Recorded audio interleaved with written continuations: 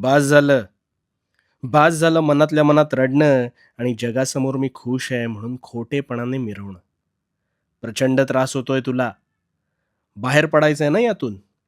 मग आता शांतपणे मी काय सांगतोय ते ऐक. ह्या जाचातून मुक्त होऊन जाशील. मला सांग, घरात कधी प्रसन्न वाटतं रे? केर काढल्यावर.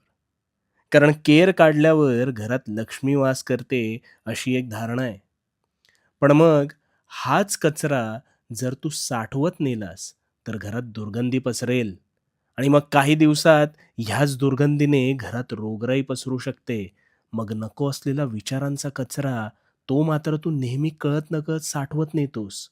ज्याची मुळं तुझ्या मनात घट्ट घर करून बसतात आणि मानसिक स्वास्थ्य बिघडवतात. पण मग या विचारांना मानसन्मान कोण देतं रे? मला सांग ना कोण देतं? तूच ना.